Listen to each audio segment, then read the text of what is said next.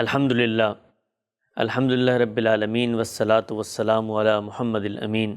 فاعوذ باللہ من الشیطان الرجیم بسم اللہ الرحمن الرحیم۔ ناظرین محترم، انسان بالعموم نتائج سے بہت متاثر ہوتا ہے۔ یہ نتائج بسا اوقات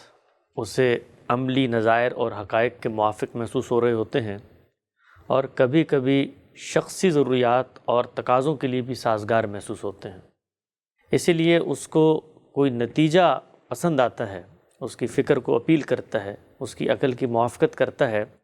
تو وہ اس سے اپنی تائید اور اس کے ساتھ اپنے تعلق کا اظہار کرتا ہے۔ ہمارے ہاں بالعموم یہی طریقہ دنیا بھر میں نظر آتا ہے۔ دین کے باب میں بھی ہم یہ دیکھتے ہیں کہ اس دنیا میں مختلف مکتبہ فکر ہیں، مختلف سوچنے سمجھنے کے زاویہ نظر ہیں، لیکن انسان بالعموم یہ دیکھتا ہے کہ جو شخص بھی جو بات کر رہا ہے اس کا کیا نتیجہ ہے، اور وہ نتیجہ اگر اس کو اچھا اور بھلا محسوس ہوتا ہے تو وہ اس کو اپنا لیتا ہے، اور اس نتیجے پر اگر اس کو کوئی اعتراض ہو، تردد ہو، تو وہ اس سے اپنی برات کا اظہار کر دیتا ہے۔ ہمارے نزدیک یہ زاویہ نظر درست نہیں ہے۔ اس کی وجہ یہ ہے کہ ہر نتیجہ اور ہر کنکلوژن در حقیقت آپ کے چیزوں کو دیکھنے، آپ کا استدلال کرنے کے طریقہ کار اور آپ کے پورے فکری پیراڈائم اور فکری منہج کی اپسٹمالوجی کا بائی پروڈکٹ ہوتا ہے۔ لہٰذا سب سے پہلے جو چیز ضروری ہے وہ یہ کہ آپ اگر کسی بھی فکر سے کسی بھی درجے میں اپنی تائید کا اظہار کرنا چاہتے ہیں تو یہ دیکھیے کہ وہ فکر کن اصولوں پر، کن پرنسپلز اور پروٹوکولز پر، کن فاؤنڈیشنز پر کھڑی ہے۔ اس لیے کہ اگر ان کے بنیادیں درست ہیں، ان کی اصول درست ہیں، ان کے اندر جو دیکھنے کا زاویہ نظر ہے وہ درست ہے، تو پھر نتیجہ غیر اہم ہو جاتا ہے۔ یہ عین ممکن ہے کہ اگر میرا اصولوں پر اتفاق ہوگا تو نتیجہ بسا اوقات مجھے اپنی شخصی ضروریات سے ناسازگار محسوس ہو، بسا اوقات عملی حقائق اور تقاضوں کے خلاف محسوس ہو، تو میں وہاں پر یہ احتجاج نہیں کروں گا کہ دیکھیے کیا نتیجہ آپ نے نکال دیا، بلکہ میں یہ کہوں گا کہ جن اصولوں کو میں نے مانا ہے، جن پرنسپلز اور پروٹوکول کی میں پیروی کرتا ہوں، اس کے بعد جو بھی نتیجہ سامنے آئے گا میں نے اس کو اپنانا ہے، میں اس پہ سوال کروں گا، میں غور کروں گا، میں پرنسپلز پر بھی کریٹیکلی انالائز کروں گا۔ لیکن اگر میرا پرنسپلز پر اتفاق ہو جاتا ہے تو پھر میرے لیے نتیجہ غیر اہم ہے۔ ہم یہ دیکھتے ہیں کہ خود غامدی صاحب کے چاہنے والوں کا اس سے کچھ مختلف رویہ سامنے نہیں آتا۔ غامدی صاحب ایک لمبے عرصے سے پبلک میڈیا پہ، اسی طرح سے سوشل میڈیا پلیٹ فارمز پہ آتے رہتے ہیں، مختلف اطلاقی مسائل کے اندر، مختلف عصری مسائل کے اندر جو کنٹمپریری ایشوز ہیں ان پہ ان سے لوگ رائے طلب کرتے ہیں، وہ آراء دیتے ہیں، اور بسا اوقات وہ آراء ہمیں بڑی بھری محسوس ہوتی ہیں، تو ہم ان سے، ان کی فکر سے، ان کے اداروں سے، ان کی تحریک سے اپنے تعلق کا اظہار کرنا چاہتے ہیں، اور ہم ان کے نتائج کو لے کر جاتے ہیں لوگوں کے سامنے، علماء کے سامنے، اور کہتے ہیں کہ دیکھو یہ کتنا بھلا نتیجہ ہے، تم لوگ اس نتیجے تک کیوں نہیں پہنچ رہے۔ لیکن ان لوگوں سے جو نتیجے سے متاثر ہوتے ہیں، کبھی پلٹ کے یہ سوال کیا جائے، یہ بتائیے کہ یہ جو نتائج تک پہنچنے کا طریقہ ہے، یہ جو منہج ہے، یہ جو پیراڈائم ہے، کیا کبھی ہم نے اس کو بھی سمجھا؟ کیا کبھی ہم نے اس کو بھی جانا؟ اس لیے کہ عین ممکن ہے کہ آج اس شاہراہ سے گزر کے آپ کے محبوب غامدی صاحب کسی اچھے نتیجے تک پہنچ گئے جو آپ کو بھلا محسوس ہوتا ہے، لیکن عین ممکن ہے کہ کل وہ اسی شاہراہ سے گزر کے کسی ایسے نتیجے تک پہنچ جائیں جو آپ کو بھلا محسوس نہ ہو۔ چنانچہ یہ بہت ضروری اور اہم بات ہے کہ ہم سب یہ جانیں کہ ان کی فکر کے اصول اور مبادی کیا ہیں۔ اصول کا مطلب ہوتا ہے یہ اصل کی جمع ہے، یعنی وہ بنیاد جس کے اوپر کوئی عمارت قائم ہوتی ہے، اور مبادی یہ مبدا کی جمع ہے۔ عربی میں اسی کو فاؤنڈیشن یا بنیاد سے تعبیر کیا جاتا ہے کہ اصل میں وہ بیس کیا ہے جس پہ کھڑے ہو کر غامدی صاحب کوئی رائے دیتے ہیں، ان کا پورا زاویہ نظر کیا ہے۔ تو میری یہ کوشش ہوگی کہ اس نشست کے اندر اصول و مبادی کے عنوان سے غامدی صاحب نے اپنی کتاب مقامات میں ایک بہت ہی مختصر سا مضمون لکھا ہے، جس میں انہوں نے بتایا ہے کہ میں کیسے سوچتا ہوں، میری سوچ کی بنیاد کیا ہے، اس کو میں آپ حضرات سے شیئر کروں، اور اس میں ہم یہ سیکھیں کہ اگر ان اصولوں پر ہمیں اتفاق ہے تب ہم غامدی صاحب کے کسی عملی نتیجے کی بھی تائید کریں، لیکن اگر ان اصولوں میں سے کسی اصول سے ہمیں اتفاق نہیں ہے تو پھر عملی نتیجہ بالکل غیر اہم ہے۔ عین ممکن ہے وہی عملی نتیجہ کوئی دوسرا عالم آپ کو نکال کے دکھا دے، لیکن پھر اس صورت میں ہمیں غامدی صاحب کی تائید کرنے کی کوئی ضرورت نہیں ہے۔ اس پس منظر میں ہم اس تحریر کو پڑھنے کا آغاز کرتے ہیں۔ اگرچہ یہ بہت ہی سادہ تحریر ہے اور بڑی واضح تحریر ہے، لیکن جہاں جہاں کسی ایکسپلینیشن کی ضرورت پیش آئی تو اس میں ایکسپلین کر دوں گا۔ یہ غامدی صاحب کی کتاب مقامات کا پیج نمبر 149 ہے اور اس مضمون کا عنوان ہے اصول و مبادی۔ غامدی صاحب لکھتے ہیں، ہم نے دین کو جس طرح سمجھا ہے اس میں 3 چیزیں بنیادی اصول کی حیثیت رکھتی ہیں۔ اول یہ کہ قرآن حق و باطل کے لیے میزان اور فرقان اور تمام سلسلہ وحی پر ایک مہیمن ہے۔ ان الفاظ کا کیا معنی ہے میں بھی بیان کرتا ہوں۔ آپ لکھتے ہیں، یہ اس لیے نازل کیا گیا ہے کہ دین و شریعت کے معاملے میں لوگوں کے مابین تمام اختلافات کا فیصلہ کر دے اور اس کے نتیجے میں وہ ٹھیک حق پر قائم ہو جائے۔ قرآن نے اپنی یہ حیثیت اپنے لیے خود بیان فرمائی، لہٰذا اس کی بنیاد پر جو باتیں اس کے بارے میں بطور اصول ماننی چاہیے ہیں وہ یہ ہیں۔ یہاں دیکھیے غامدی صاحب نے بات بیان فرمائی ہے کہ دین پر غور و فکر میں جو پہلا اصول ہمارے پیش نظر رہتا ہے وہ یہ ہے کہ قرآن مجید کی دین میں کیا حیثیت ہے، ہم اس کو پہلے طے کریں۔ جب ہم اس پر غور کرتے ہیں تو ہم اس نتیجے تک پہنچتے ہیں کہ خود قرآن اپنے بارے میں یہ کہتا ہے کہ وہ میزان ہے۔ میزان کا مطلب ترازو، فرقان ہے، فرقان کا مطلب تفریق کرنے والا، وہ کہ جو فرق کر کے بتا دیتا ہے کیا کھرا ہے کیا کھوٹا ہے۔ اور تیسرا لفظ انہوں نے استعمال فرمایا، خود قرآن مجید کہتا ہے کہ میں مہیمن ہوں۔ مہیمن کا مطلب یہ ہوتا ہے کہ وہ ہر چیز کے اوپر نگران ہے۔ ہمنا کا عربی میں مطلب ہوتا ہے نگرانی، کسی چیز کی نگہداشت کرنا۔ اللہ تعالیٰ کے لیے بھی صفت استعمال ہوتی ہے۔ تو قرآن مجید کی حیثیت حق و باطل کے معاملے میں یہ ہے کہ وہ ترازو ہے، وہی ہے جو فرق کرتا ہے، اور وہی ہے کہ جس کی کسوٹی پر، جس کی بساط پر ہم نے ہر چیز کو پرکھنا ہے، وہ نگہبان ہے ہر چیز کے اوپر۔ اس سے خارج کوئی معاملہ ایسا نہیں ہو سکتا جس میں ہم حق و باطل کے معاملے میں کسی اور کی طرف رجوع کریں اور وہاں سے جا کر اپنا فیصلہ دے کر آ جائیں۔ تو ہم سے فرماتے ہیں کہ جب ہم اصول کو مان لیتے ہیں تو 4 تقاضے ہیں جو اس اصول کو ماننے کے بعد بطور اصول پیدا ہو جاتے ہیں۔ اس میں سے پہلا تقاضا کیا ہے؟ وہ لکھتے ہیں، اولاً اس کا متن بالکل متعین ہے، یہ وہی ہے جو مصحف میں ثبت ہے اور جسے مغرب کے چند علاقوں کو چھوڑ کر پوری دنیا میں امت مسلمہ کی عظیم اکثریت اس وقت تلاوت کر رہی ہے۔ یہ تلاوت جس قرات کے مطابق کی جاتی ہے اسے قرات عامہ کہا جاتا ہے۔ اس کے سوا کوئی دوسری قرات نہ قرآن ہے نہ اسے قرآن کی حیثیت سے پیش کیا جا سکتا ہے۔ یعنی جس وقت اس اصل اصول کو ہم نے مان لیا کہ قرآن میزان ہے، فرقان ہے، مہیمن ہے، تو اس کے بعد جو پہلا تقاضا بطور اصول اب ہم نے ماننا ہے وہ قرآن کے بارے میں، وہ یہ ہے کہ قرآن کا ایک متعین ٹیکسٹ ہے، ایک متعین متن ہے۔ یعنی متن بھی متعین ہے، اسی طریقے سے قرآن مجید کی جو ریڈنگ ہے، قرات ہے، وہ بھی بالکل ایبسولوٹ قطعی اور متعین ہے۔ یہ کیوں کہنا پڑا غامدی صاحب کو؟ یہ اس لیے کہنا پڑا کہ اگر آپ ایک چیز کو میزان، فرقان اور مہیمن بنا رہے ہیں لیکن اس کا ٹیکسٹ ہی مشتبہ ہے، یعنی اس کے ٹیکسٹ میں ہی مختلف ویریئنٹس آپ کے سامنے آ جاتے ہیں، اس کی ریڈنگ میں مختلف اسٹائلز اور مختلف ویریئنٹس آپ کے سامنے آ جاتے ہیں، تو پھر یہ جو پہلا اصول ہے یہ قائم نہیں رہ سکتا۔ اس لیے کہ وہ میزان اسی وقت بنے گا جس وقت وہ میزان بننے کی صلاحیت رکھتا ہے۔ یعنی ہم نے اگر کسی چیز کو ترازو میں تولنا ہے اور ترازو ہی خراب ہے، ترازو وزن کرنے کے قابل ہی نہیں ہے، تو پھر وہ ترازو کیسے کہلائے گا؟ تو قرآن مجید کے بارے میں جو سب سے پہلی چیز ہمیں سمجھنی چاہیے وہ یہ ہے کہ رسول اللہ صلی اللہ علیہ وسلم نے جو قرآن ہم تک پہنچایا وہی قرآن آج ہمارے ہاتھوں میں بالکل قطعی طور پر موجود ہے، اس کا متن بھی وہی ہے، اور اس متن کو جو ریڈنگ ہے، جب بھی آپ کسی ٹیکسٹ کو پڑھتے ہیں تو اس سے ایک ریڈنگ وجود میں آتی ہے۔ ہم جب مختلف ٹیکسٹ کو پڑھتے ہیں تو مختلف ریڈنگز وجود میں آ جاتی ہیں، لیکن قرآن مجید کا یہ اعجاز ہے کہ اس کی جو ریڈنگ ہے، جیسے اس کو پڑھنا ہے، یہ بھی اس پر ثبت کر دی گئی ہے، لکھ دی گئی ہے۔ گویا یہ جو آپ کو اعراب نظر آ رہے ہوتے ہیں، آپ دیکھتے ہوں گے زبر زیر پیش، عربی زبان میں کسی ٹیکسٹ کو کیسے پڑھنا ہے، وہ جملے میں کیا بن رہا ہے، وہ سبجیکٹ ہے، وہ آبجیکٹ ہے، تو اس سب کو وہ جو اعراب ہوتے ہیں وہ نمایاں کرتے ہیں۔ تو اب ریڈنگ کرتے ہوئے کسی غلطی کا امکان نہیں ہے، اس کو بھی رسول اللہ صلی اللہ علیہ وسلم کے دور سے لے کے آج تک محفوظ کیا گیا ہے اور ہمارے ہاتھوں میں موجود ہے۔ اس پر غام صاحب نے یہاں پر ایک بات بتائی ہے کہ کسی کے ذہن میں یہ تردد یا اشکال پیدا نہ ہو کہ آج کل آپ جاتے ہیں جب مغرب کے چند علاقوں میں، مغرب سے مراد یہاں پر ہمارا مغرب ہے، الجزائر ہے، تیونس ہے، مراکش ہے، تو وہاں پر آپ کو لوگ مختلف طریقے سے قرآن پڑھتے ہوئے بھی نظر آتے ہیں۔ تو غام صاحب نے لکھا کہ ان علاقوں کو چھوڑ کر کیوں؟ اس لیے کہ ان علاقوں کے بارے میں ہم یہ جانتے ہیں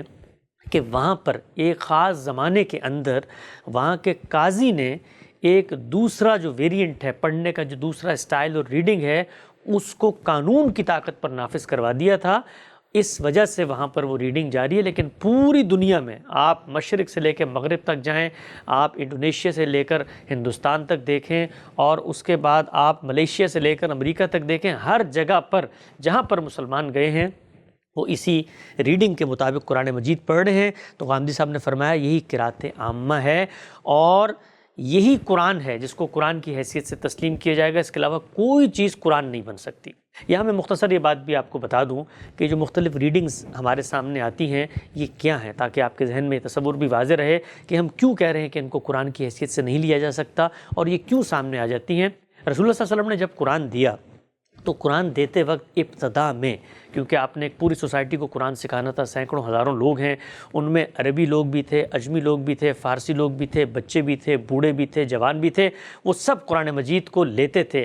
تھے تو کچھ لکھتے تھے تو اس لکھنے کو پڑھنے کے نتیجے میں ایک ریڈنگ وجود میں آتی تھی۔ اسی طریقے سے جو یاد کر لیتے تھے جب وہ اس کو دوبارہ پڑھتے تھے تو وہاں غلطی کا امکان ہوتا تھا۔ تو ابتدا میں بالکل شروع میں جب آپ صلی اللہ علیہ وسلم نے یہ کام کیا قرآن مجید دینے کا، تو وہاں پر کچھ غلطیاں سامنے آئیں۔ لوگ ٹیکسٹ کو اپنی انڈرسٹینڈنگ کے مطابق پڑھ رہے تھے، ریڈنگ کی غلطیاں بھی سامنے آئیں، اور اسی طریقے سے مختلف انداز میں ٹیکسٹ پڑھنے کی مختلف ریڈنگ کی ویریشن سامنے آ گئیں۔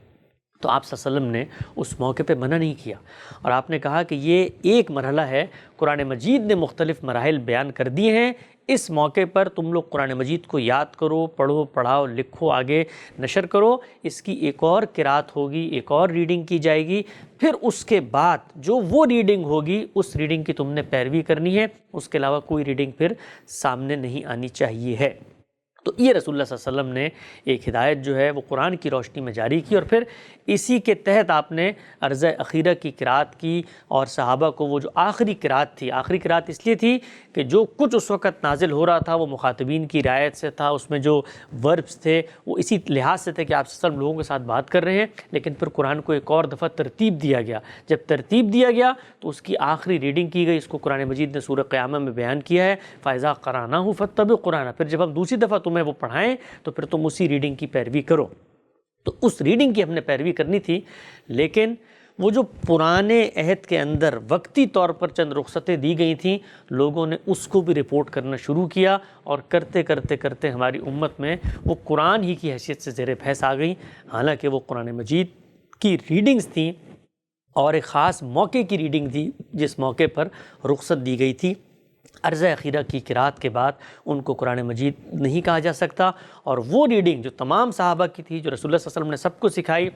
اور پھر امت میں اجماع اور تواتر سے جاری کر دی، وہ ریڈنگ قرات عامہ کہلاتی ہے۔ تو یہ پہلا تقاضا ہے کہ جب ہم قرآن کو میزان، فرقان اور مہیمن مانتے ہیں تو ہم یہ مانیں کہ اس کا متن معین ہے، اس کا متن وہی ہے جو مصحف میں ثبت ہے، اور اس کی ریڈنگ بھی مصحف میں ثبت کر دی گئی ہے، اور وہی قرات عامہ ہے۔ ہم سب اس کے بعد آگے لکھتے ہیں، ثانیاً قرآن قطعی الدلالہ ہے۔ اس کے معنی یہ ہیں کہ قرآن کے الفاظ پوری صلاحیت رکھتے ہیں کہ انسان ان کی رہنمائی قبول کر لے تو اسے قطعیت کے ساتھ ٹھیک اس مدعا تک پہنچا دیں جس کے لیے وہ لائے گئے ہیں۔ یہ صرف قلت علم اور قلت تدبر ہے جس کی بنا پر انسان بعض اوقات اسے سمجھنے سے قاصر رہ جاتا ہے۔ قرآن کی زبان اور اس کے اسالیب بیان سے اس کا کوئی تعلق نہیں، وہ اپنا مدعا بیان کرنے سے کبھی قاصر نہیں رہتا۔ جب ہم یہ کہتے ہیں کہ قرآن مجید میزان ہے، فرقان ہے، مہیمن ہے، ہر چیز پر نگران ہے، کو باطل کا فیصلہ کرنے والا ہے، وہی حرف آخر، وہی قول فیصل ہے جس کی بات کو حتمی حجت کے طور پہ مانا جائے گا، تو جس طریقے سے یہ ضروری تھا کہ ہم یہ اسٹیبلش کریں کہ قرآن کا متن معین ہے، اس لیے کہ اگر اس نے بننا ہے میزان فرقان تو ٹیکسٹ کو متعین ہونا چاہیے، ورنہ تو آپ اپنا ایک ٹیکسٹ میرے پاس لے کے آ جائیں گے، میں اپنا ٹیکسٹ کھول لوں گا تو ہم تو فیصلہ ہی نہیں کر پائیں گے کہ قرآن مجید کیا کہہ رہا ہے۔ اسی طریقے سے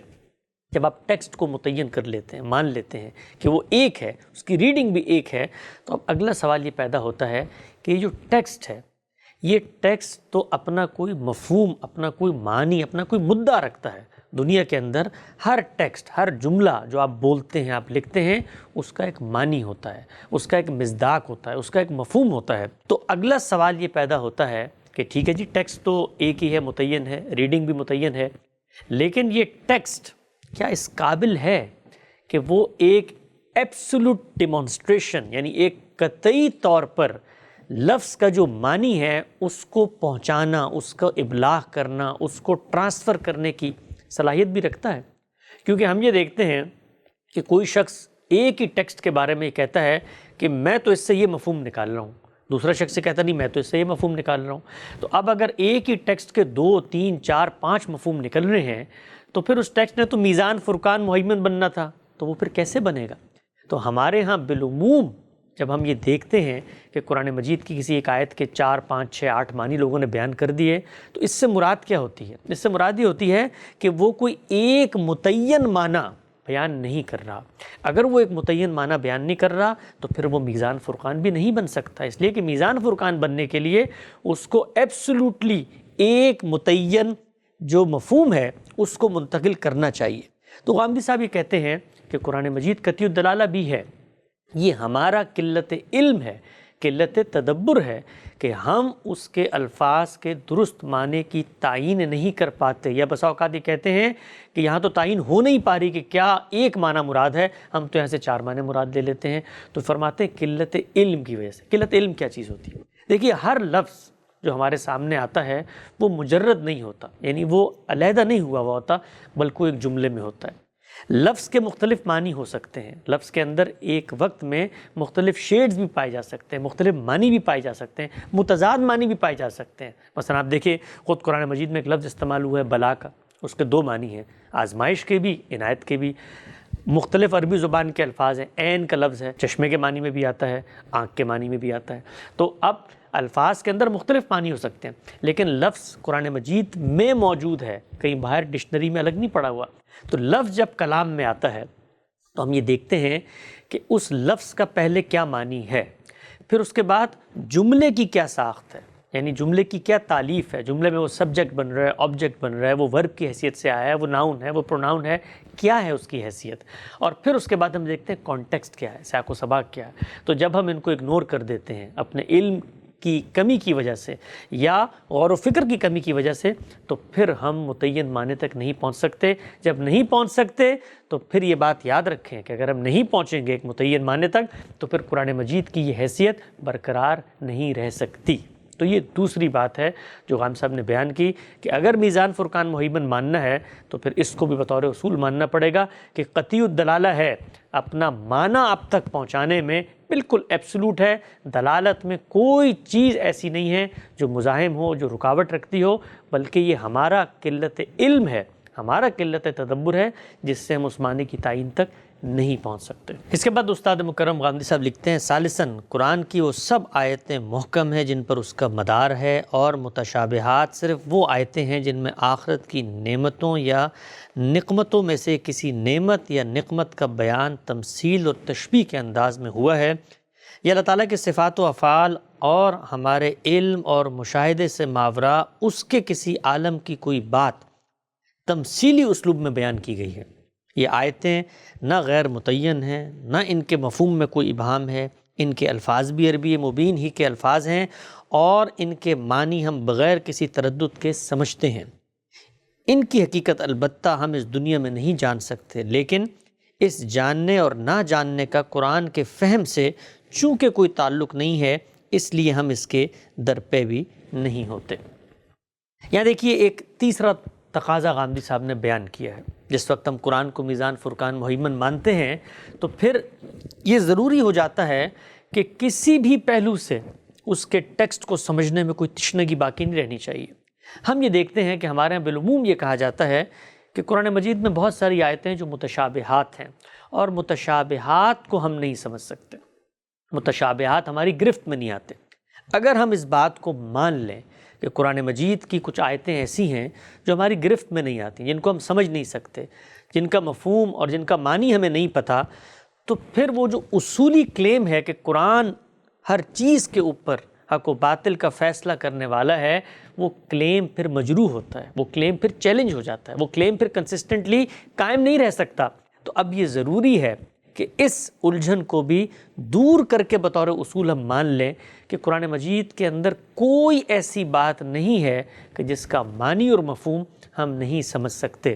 اب سوال یہ پیدا ہوا، اچھا جی اگر آپ ہر چیز کا معنی مفہوم سمجھ سکتے ہیں تو پھر بتائیے یہ متشابہات کیا ہیں؟ قرآن خود نے کہا ہے اپنی بعض چیزوں کے بارے میں کہ متشابہات ہیں، اور قرآن نے خود کہا ہے کہ متشابہات کے در پہ مت ہونا، اور جو لوگ راسخون فی العلم ہوتے ہیں وہ تو ام الکتاب یعنی محکمات کے پیچھے جاتے ہیں، متشابہات کے پیچھے نہیں جاتے، اور جو متشابہات کے پیچھے جاتا ہے اس کے دل میں زیغ، تیڑ اور کجی ہوتی ہے۔ تو پھر اس سے کیا مراد ہے؟ تو غامدی صاحب نے یہاں پر یہ بات بتائی ہے کہ دیکھیے متشابہ کیا چیز ہوتی ہیں۔ ہم لوگ اس دنیا میں جب بھی کسی چیز کو سمجھتے ہیں تو وہ مثال سے سمجھتے ہیں۔ میرے اور آپ کے درمیان جو مشترک حافظہ ہوتا ہے، جو مشترک علم ہوتا ہے، اس کو آپ مجھ تک کمیونیکیٹ کرتے ہیں۔ مثلا میں یہ جانتا ہوں کہ آگ کیا چیز ہوتی ہے، میں یہ جانتا ہوں کہ دھواں کیا چیز ہوتی ہے، تو آپ مجھے بتاتے ہیں کہ دیکھو فلاں جگہ پر تو آگ لگی ہوئی ہے اور وہاں سے دھواں نکل رہا ہے۔ تو اب آگ اور دھوئیں دونوں کا کانسیپٹ میرے سامنے بھی اسی طرح واضح ہے جس طرح بیان کرنے والے کے سامنے واضح ہے۔ لیکن اللہ تعالیٰ ہمیں کچھ چیزیں سمجھانا چاہتے ہیں، ان چیزوں کا تعلق اس عالم سے ہے جو عالم ہم نے نہیں دیکھا، جس کو ہم کہتے ہیں نادیدہ عالم، وہ عالم جو ہم دیکھ نہیں سکتے یا ہم نے نہیں دیکھا۔ تو اب اگر ہم نے اس عالم کو نہیں دیکھا تو پھر ہم اس کی حقیقت سے کیسے واقف ہوں گے؟ ہم نے تو اللہ کو بھی نہیں دیکھا، ہم نے تو جنت کو بھی نہیں دیکھا، ہم نے تو جہنم کو بھی نہیں دیکھا، ہم نے تو مثال کے طور پہ حوروں کو بھی نہیں دیکھا، ہم نے اللہ تعالیٰ کیسے معاملہ کرتے ہیں، کیسے اٹھتے بیٹھتے ہیں، کہاں ہوتے ہیں، کیا کرتے ہیں، اس کو بھی نہیں دیکھا۔ خود اللہ تعالیٰ اپنے بارے میں کہتے ہیں لیسا کمثلہ شیء، میری طرح کی تو کوئی مثال ہی نہیں ہے، کوئی چیز ہی نہیں ہے جس کو میں اپنی مثال کے طور پہ پیش کر سکوں۔ تو اب اس نادیدہ عالم کے بارے میں قرآن نے کچھ حقائق بیان کرنے ہیں۔ ظاہری بات ہے مجھے بتانا ہے نا، جنت میں جانا ہے تم نے، کیسی ہوگی جنت؟ جہنم میں اگر تم چلے گئے تو وہاں کیا معاملات ہوں گے؟ اللہ کیا ہے؟ اسی طرح اس کی ذات، اس کی صفات، اس کے جو افعال ہیں ان کے بارے میں بھی اس نے مجھے بتانا ہے، اس لیے کہ میں نے اپنے ایمان کو تقویت پہنچانی ہے۔ ان کے کیسے بتائیں گے؟ تو اس کے لیے قرآن مجید تشبیہ کا طریقہ اختیار کرتے ہیں، یعنی انالوجی کا۔ آپ ایک چیز کو دوسرے کے ساتھ مشابہت دے کے بتاتے ہیں جس کے نتیجے میں ایک کانسیپٹ آپ کے ذہن میں کلیئر ہو جائے۔ میں نے گزشتہ دنوں ایک گفتگو میں یہ مثال بیان کی تھی کہ ہندوستان کے پہلے مورخ جو برطانیہ عظمیٰ گئے ہیں اور انہوں نے ہندوستان کے لوگوں کو یہ بتانا ہے کہ ٹرام کیا چیز ہوتی ہے۔ اب ہندوستان کے لوگوں نے کبھی ٹرام نہیں دیکھی تھی نا، تو وہ اس کو لکھ کے یوں کہہ کر بیان کرتے ہیں، یوسف خان کمبل پوش ان کا نام تھا، وہ یہ کہہ کر بیان کرتے ہیں کہ میں انگلستان گیا تو اس کی گلیوں میں آہنی سلاخیں گڑی ہوئی تھیں اور اس کے اوپر لوہے کا ایک ڈبہ بکٹوٹ گھوڑے کی طرح لندن کی گلیوں میں گھوما پھرتا تھا۔ تو اب آپ دیکھیے انہوں نے کیا کیا، انہوں نے جو کچھ علم ہندوستان کے لوگوں کے پاس تھا آئینی سلاخوں کا، اس کو پٹری کے ساتھ تشبیہ دے کر بیان کر دیا۔ اب کیبن کیا ہوتا ہے یا کیریج کیا ہوتا ہے، اس کے لیے جو کچھ ذخیرہ الفاظ تھے اس سے کہہ کے اس کو بیان کر دیا۔ تو ان کو یہ کانسیپٹ دیا کہ وہ چیز جو تم نے اب تک نہیں دیکھی وہ حقیقت میں کیسی ہے۔ تو اللہ تعالیٰ یہی معاملہ کرتے ہیں۔ جب وہ یہ معاملہ کرتے ہیں تو اس کا یہ ہرگز مطلب نہیں ہوتا کہ جب وہ کہتے ہیں کہ جنت میں باغ ہوں گے تو ہم اس باغ کے معنی سے واقف نہیں ہیں، نہیں، ہم جانتے ہیں، لیکن ہم نے چونکہ وہ اب تک نہیں دیکھا تو ہم اس کی حقیقت نہیں جانتے،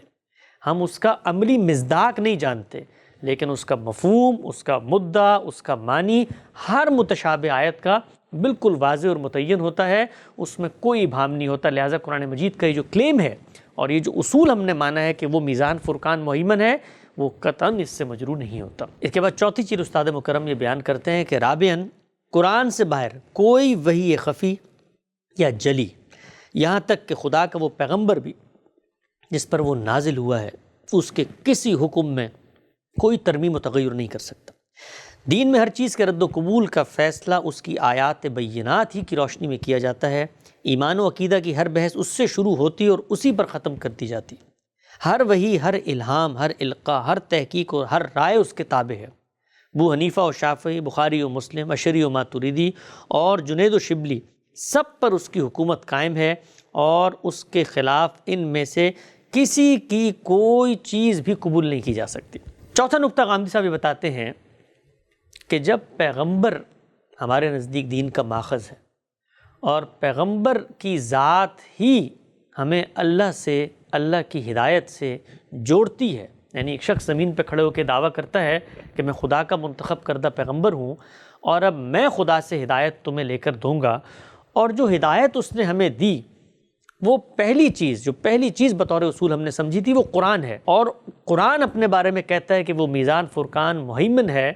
تو اب ہمیں یہ ماننا پڑے گا کہ دین کی حتمی ہدایت اور قطعی حجت اسی قرآن کے اندر موجود ہے۔ اس سے باہر کوئی الہام، کوئی القاء، کوئی رائے جو دین کے بارے میں دی جائے گی، اگر وہ اس کے خلاف ہے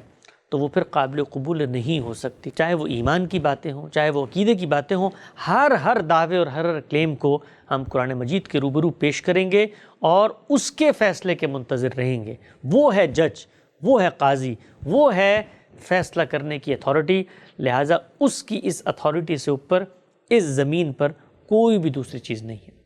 تو قرآن مجید دین کی بنیاد ہے۔ غامدی صاحب کے اصول و مبادی میں پہلی چیز یہ ہے کہ قرآن کو یہ حیثیت دی جائے، اور جب ہم قرآن کو یہ حیثیت دیتے ہیں تو 4 اصولوں کو بطور اصول ہمیں ماننا پڑتا ہے۔ پہلے یہ کہ قرآن کا متعین ٹیکسٹ اور متعین ریڈنگ ہے۔ دوسرا یہ کہ قرآن کا وہ ٹیکسٹ اپنا معنی کے ابلاغ میں، اپنا مفہوم پہنچانے میں کسی چیز کا محتاج نہیں ہے اور کوئی عملی رکاوٹ اس کو درپیش نہیں ہے۔ تیسری چیز کہ اس کی آیات کو ہم سمجھ سکتے ہیں، ایسی کوئی آیت نہیں ہے جس کا معنی، جس کا مفہوم، جس کا مدعا ہم نہیں سمجھ سکتے۔ متشابہ آیات در حقیقت یہ ہمیں بتا رہی ہوتی ہیں کہ وہ عالم جو ہم نے نہیں دیکھا اس کی کیا کیفیات ہوں گی، لہٰذا ہم ان کی حقیقت کو تو نہیں پا سکتے لیکن ان کے مفہوم کو ہم سمجھ سکتے ہیں۔ اور چوتھی چیز کہ قرآن سے باہر کوئی بھی چیز ایسی نہیں ہے جو قرآن کے اوپر رول کرے، قرآن کے اوپر حکومت کرے، قرآن کے کسی حکم کو منسوخ کر دے یا قرآن کی کسی ہدایت کو بائی پاس کر دے۔ قرآن کی یہ ایبسولوٹ قطعی حیثیت ہے جو ہمیں سپریم اتھارٹی کے طور پر ماننی چاہیے۔ تو غامدی صاحب کے اصول و مبادی میں قرآن سے متعلق جو کچھ اصول ہم نے پیش نظر رکھنے ہیں انہیں زیر بحث لائے، آگے بڑھاتے ہیں۔ اس کے بعد دوسری چیز کیا ہے؟ ہم سب لکھتے ہیں کہ دوم یہ کہ سنت دین ابراہیمی کی وہ روایت ہے جسے رسول اللہ صلی اللہ علیہ وسلم نے اس کی تجدید و اصلاح کے بعد اور اس میں بعض اضافوں کے ساتھ اپنے ماننے والوں میں دین کی حیثیت سے جاری فرمایا ہے۔ قرآن میں آپ کو ملت ابراہیمی کی اتباع کا حکم دیا گیا ہے۔ یہ روایت بھی اسی کا حصہ ہے۔ ثبوت کے اعتبار سے اس میں اور قرآن مجید میں کوئی فرق نہیں ہے۔ وہ جس طرح صحابہ کے اجماع اور قولی تواتر سے ملا ہے، یہ اسی طرح ان کے اجماع اور عملی تواتر سے ملی ہے، اور قرآن ہی کی طرح ہر دور میں مسلمانوں کے اجماع سے ثابت ہوتی ہے، لہٰذا اس کے بارے میں کسی بحث و نزاع کی کوئی گنجائش نہیں ہے۔ یہ دوسرا جو بنیادی اصول ہے غامدی صاحب کے ہاں اور فکر کا، اس کو انہوں نے بیان کیا، اور یہ بیان کیا کہ ہمارے ہاں جب ہم دین کے بارے میں کوئی بات کرتے ہیں تو قرآن مجید کے بعد جو چیز سامنے آتی ہے وہ کیا ہے؟ وہ سنت ہے۔ سنت کیا چیز ہے؟ اس کو انہوں نے مختصراً یہاں پہ بیان کیا کہ یہ دین ابراہیمی ہی کی روایت ہے۔ یہ جملہ بسا اوقات سننے میں ایک بہت نیا جملہ لگتا ہے کہ دین ابراہیمی کی روایت سے کیا مراد ہے۔ تو ہم سب یہاں پر یہ بتانا چاہتے ہیں کہ جو دین ہمارے ہاتھوں میں ہے یہ رسول اللہ صلی اللہ علیہ وسلم سے شروع نہیں ہوتا۔ خود قرآن مجید یہ بتاتا ہے کہ شرح لکم من الدین ما وصی بہ نوحا والذی اوحینا الیک ما وصینا بہ ابراہیم و موسیٰ و عیسیٰ نقیموا الدین ولا تتفرقوا فیہ، کہ اے محمد صلی اللہ علیہ وسلم جو دین ہم آپ کو دے رہے ہیں یہ کوئی نیا دین نہیں ہے، یہ وہی دین ہے جو آپ سے پہلے نوح کو دیا، جو آپ سے پہلے ابراہیم کو دیا، جو آپ سے پہلے موسیٰ کو دیا، جو آپ سے پہلے عیسیٰ کو دیا۔ چنانچہ دین کی ہدایت تو اصلاً انسان کی فطرت میں ودیت کی گئی ہے، اور اس کے بعد انسانوں کے ابو الآباء آدم علیہ السلام دین اسلام کے پہلے پیغمبر ہیں، اور ساتھ میں آپ صلی اللہ علیہ وسلم دین اسلام کے آخری پیغمبر ہیں۔ چنانچہ جب یہ کوئی نیا دین نہیں ہے تو پھر خود قرآن مجید پیغمبر کو یہ کہتا ہے کہ آپ نے اسی ابراہیمک ٹریڈیشن کی پیروی کرنی ہے۔ آپ نے سنا ہوگا، ہم عام طور پہ آج بھی کہتے ہیں قربانی کو کہ سنت ابراہیمی ہے۔ اس کی کیا وجہ ہے؟ اس کی وجہ بھی یہی ہے کہ ابراہیم علیہ السلام کو اللہ تعالیٰ نے جن ریچولز کا پابند کیا، جو رسوم و آداب ان کو سکھائے، وہی رسوم و آداب، وہی مذہبی ریچولز ہیں جو پھر آگے ٹریول کرتے کرتے رسالت مآب صلی اللہ علیہ وسلم تک پہنچے ہیں۔ ہم یہ جانتے ہیں کہ ابراہیم علیہ السلام ہی کی اولاد کو یہاں پر آباد کیا گیا، جس ملت میں رسالت مآب صلی اللہ علیہ وسلم کی بعثت ہوئی ہے، یعنی بنی اسماعیل آپ ہی کی یہ ملت ہے۔ چنانچہ دین کی یہ جو عملی ہدایت ہے یہ ایک ٹریڈیشن کے طور پہ آپ صلی اللہ علیہ وسلم سے پیچھے چلی آ رہی تھی۔ آپ سے پہلے بھی لوگ روزہ رکھتے تھے، آپ سے پہلے بھی لوگ حج کرتے تھے، آپ سے پہلے بھی لوگ نماز پڑھتے تھے، آپ سے پہلے بھی وہ لوگ وضو کرتے تھے، آپ سے پہلے بھی لوگ نکاح و طلاق، تجویز و تکفین کے معاملات کرتے تھے۔ یہ سب کچھ ہو رہا تھا۔ تو اللہ کے پیغمبر جب تشریف لاتے ہیں تو اس عملی روایت کو بھی چند الفاظ غام صاحب نے یہاں پہ استعمال کیے، تجدید و اصلاح، اور اس میں بعض اضافوں کے ساتھ۔ یعنی کوئی چیز مٹ چکی ہے یا اس پہ اس طریقے سے شیوع یا لوگوں کا عمل نہیں ہے تو اس کو دوبارہ سے زندہ کریں گے۔ کوئی چیز ہو رہی ہے، اس کے اندر مثال کے طور پر کوئی ایسی خرافات، کوئی ایسی چیزیں شامل ہو گئی جو دین کی منشا نہیں، جیسا کہ ہم جانتے ہیں کہ خود عربوں کے یہاں طواف کرتے ہوئے ننگے بدن طواف کرنے کی ایک رسم پیدا ہو گئی تھی، تو اس کو آپ ٹھیک کریں گے اور پھر کچھ اضافے فرمائیں گے۔ مثلا نماز پہلے سے جاری تھی، لیکن رسول اللہ صلی اللہ علیہ وسلم کو چونکہ قرآن دیا گیا، اب نماز کے جو اذکار تھے ان کو ریپلیس ہونا ہے، تو آپ صلی اللہ علیہ وسلم نے یہ کام بھی کیا۔ یہ جو دین کی عملی روایت ہے، یہ عملی روایت ہمیں کیسے ملتی ہے؟ قرآن مجید تو ہمارے ہاتھوں میں موجود ہے، ہم یہ جانتے ہیں 14 سال سے امت کا اجماع اور تواتر قولی سے ہم تک پہنچا ہے، لیکن یہ سنت ہم تک کیسے پہنچی ہے؟ تو یہ بھی بعین ہی نقل علم کے انہی ذرائع سے ہم تک پہنچی جیسے قرآن پہنچا ہے۔ یہ اجماع اور تواتر عملی یا تواتر قولی کیا ہوتا ہے، اس کو مختصر میں بیان کر دیتا ہوں۔ دیکھیے، دنیا کے اندر جو بھی انفارمیشن ہے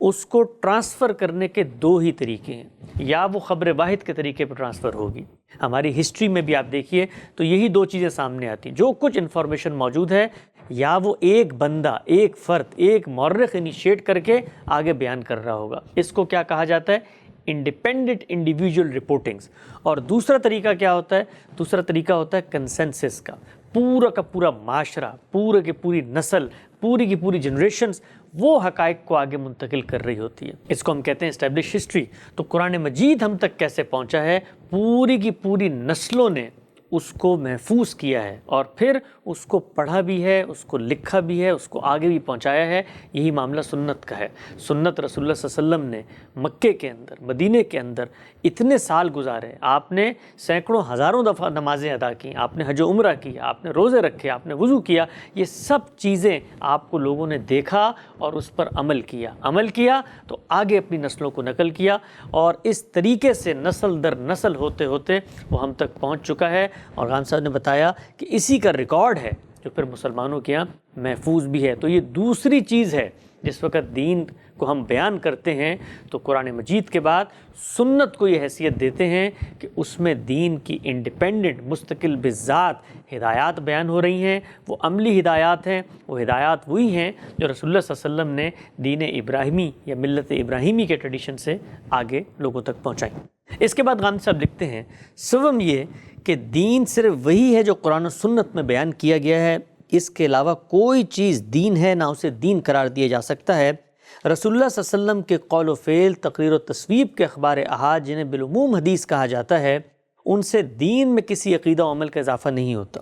دین سے متعلق جو چیز ان میں آتی ہے وہ در حقیقت قرآن و سنت میں محصور اسی دین کی تفہیم و تبیین اور اس پر عمل کے لیے نبی صلی اللہ علیہ وسلم کا اسوہ حسنہ کا بیان ہے۔ حدیث کا دائرہ یہی ہے، چنانچہ دین کی حیثیت سے اس دائرے سے باہر کوئی چیز نہ حدیث ہو سکتی ہے، نہ محض حدیث کی بنیاد پر اسے قبول کیا جا سکتا ہے۔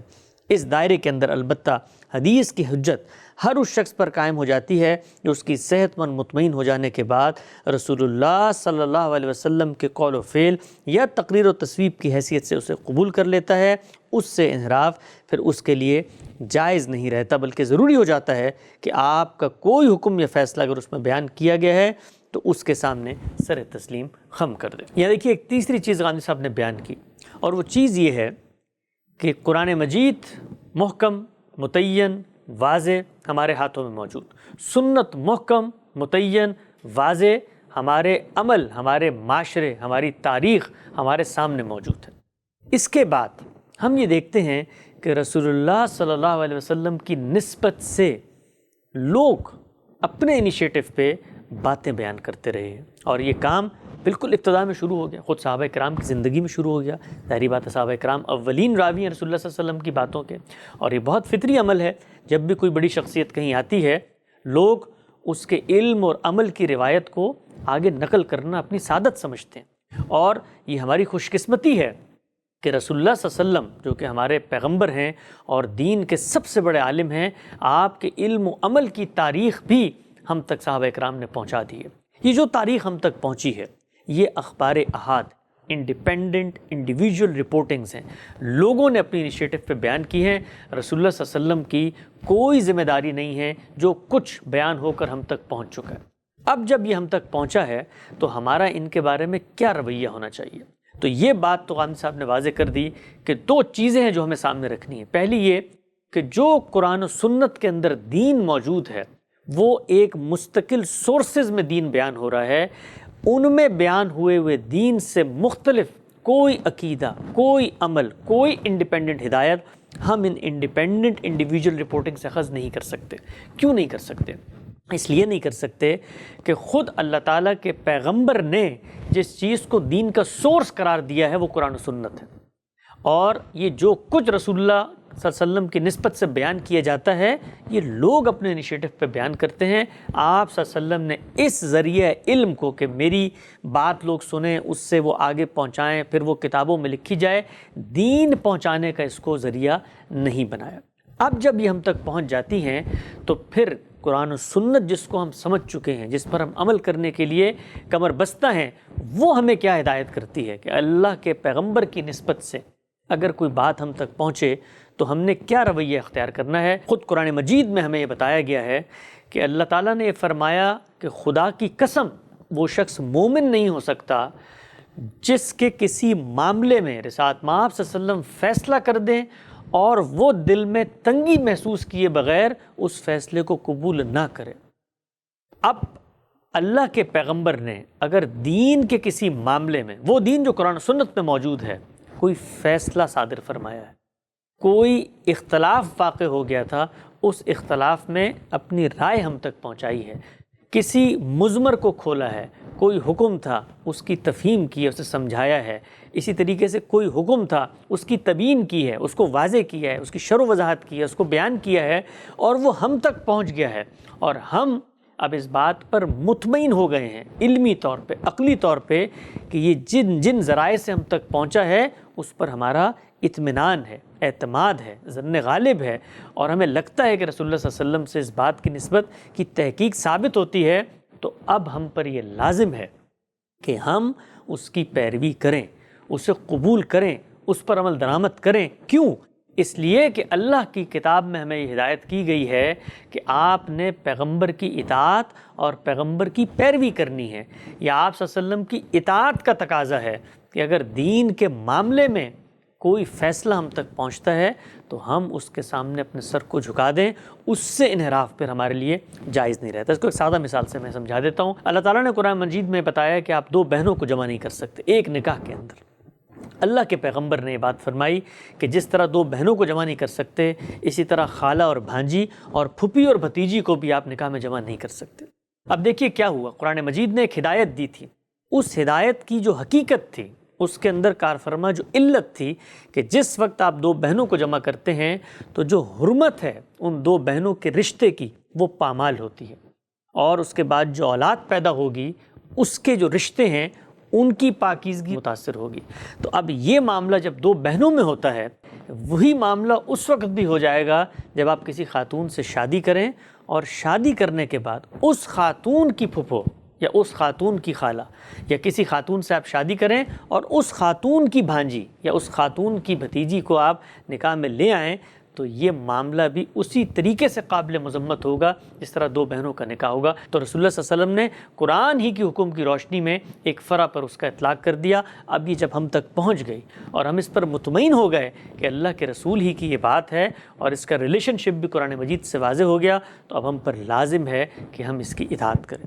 تو یہ وہ اصول و مبادی کا فریم ورک ہے، اسٹرکچر ہے، جس میں کھڑے ہو کر غامدی صاحب دین پر غور کرتے ہیں۔ اس کا خلاصہ کیا ہے؟ اس کا خلاصہ یہ ہے کہ قرآن ہمارے ہاں دین کی حتمی حجت اور قطعی ماخذ کی حیثیت سے میزان، فرقان اور مہیمن کی جگہ پہ کھڑا ہوا ہے۔ جب ہم قرآن کو مانتے ہیں تو پھر ہمیں یہ ماننا پڑے گا کہ قرآن مجید کا متن بھی محفوظ ہے، قرآن کی قرأت بھی محفوظ ہے۔ ہمیں یہ ماننا پڑے گا کہ قرآن کے الفاظ اپنا معنی ہم تک پہنچانے میں کسی پریشانی، کسی تردد کا شکار نہیں ہو سکتے۔ ہمیں یہ ماننا پڑے گا کہ قرآن مجید کی تمام آیات کے معنی ہم سمجھ سکتے ہیں، یہاں تک کہ بھی جو متشابہ آیات ہیں ان کا معنی سمجھنے میں کوئی تردد یا کوئی مشکل درپیش نہیں ہے۔ اور اسی طریقے سے قرآن سے باہر کوئی وحی، کوئی الہام، کوئی القاء، چاہے وہ خفی ہو، چاہے وہ جلی ہو، واضح ہو یا چھپی بھی ہو، اس کو دین کی حیثیت سے یا دین میں کسی عقیدہ و عمل کے اضافے کی حیثیت سے ہم قبول نہیں کریں گے۔ اسی طریقے سے جتنے بڑے علماء ہیں، ان کی جو آراء ہیں، ان کی جو فکر ہے، اس سب کو قرآن کی بارگاہ میں پیش کیا جائے گا، وہ قبول کرے گا، تب وہ فکر قابل قبول ہوگی۔ یہ پہلی چیز۔ دوسری چیز سنت ہمارے یہاں دین کا مستقل بذات سورس ہے، مستقل بذات ماخذ ہے،